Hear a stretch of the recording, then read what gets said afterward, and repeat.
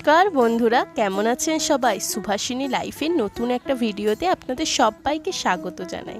আজ থাম্বনেলটা দেখে নিশ্চয়ই বুঝতেই পাচ্ছেন আমি আজ সামুদ্রিক কাঁকড়া মাছের ঝাল বানাবো। মাছ বাজার থেকে এরকম বড় বড় সাইজের কয়েকটা কাঁকড়া নিয়ে আসা হয়েছে, তো সেটাকে এখন আমরা খুব ভালোভাবে কেটে নেব।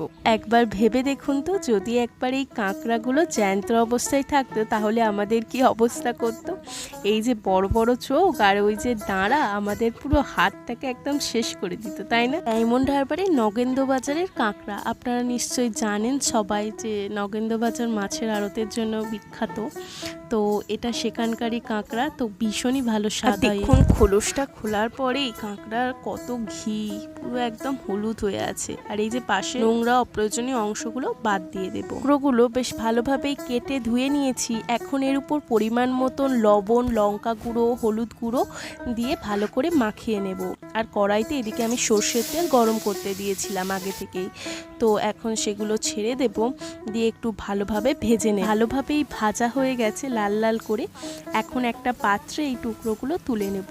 আর দেখুন এর থেকেই একটা কি সুন্দর সেন্ট বেরোচ্ছে। কাঁকড়া রান্নার জন্য প্রয়োজনীয় উপকরণ হিসেবে নিয়ে নিয়েছি পেঁয়াজ কুচো, একটু রসুন বাটা, টমেটো কুচো, আদা বাটা। কড়াইতে পরিমাণ মতন সর্ষের তেল দিলাম, তার উপরে প্রথমেই রসুন বাটা এবং পেঁয়াজটা দিয়ে একটু ভালো করে লাল লাল করে ভেজে নেব। এর কাঁকড়াটা খুব সিম্পল ভাবেই রান্না করব, খুব বেশি মশলা ব্যবহার করব না, তাতে শরীরের পক্ষেও এফেক্ট দেখা দেয়। করে ভাজা হয়ে গেল, তাই একটু আদা বাটা এবং টমেটো কুচো দিয়ে তার উপর পরিমাণ মতন লবণ, হলুদ গুঁড়ো, লঙ্কা গুঁড়ো দিয়ে ভালো করে কষিয়ে নেব। আর এই কষানোর সময় গ্যাসের ফ্লেমটা একদমই লো রাখবে। ভেজে রাখা কাঁকড়াগুলো এর উপর দিয়ে ভালো করে নাড়াচাড়া করতে থাকবো। বেশ অনেকক্ষণ ধরেই কষাবো।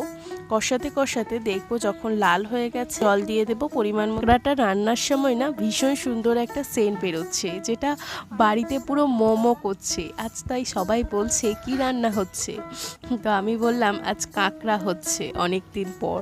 আসলে এই বর্ষাকালটাই তো মাছের সিজন, তো এই সময়টাই এই নদীর সামুদ্রিক মাছগুলো খাওয়া হয়। অবশেষে ঝোল একটু ফুটে আসলেই তার উপর গরম মশলা দিয়ে আবারও নাড়াচাড়া করে নেব। আর আমি এখানে জলটা একদমই কমিয়ে নিয়েছি। লাস্টে একটু ধনেপাতা উপর থেকে ছড়িয়ে দেব। কাঁকড়াটা ঠিক কতটা সুন্দর হয়েছে আপনারা দেখে নিশ্চয়ই কিছুটা হলেও অনুমান করতে পারছেন। তো আপনাদেরও এবার বানানোর পালা। বাড়িতে অবশ্যই এই সামুদ্রিক কাঁকড়া একবার অন্তত রান্না করে বানাচ্ছেন তো এমন ঝাল ঝাল লাল লাল কাঁকড়া?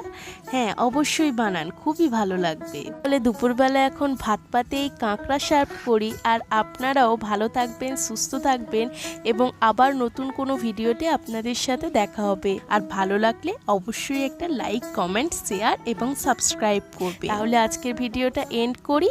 Thank you for watching.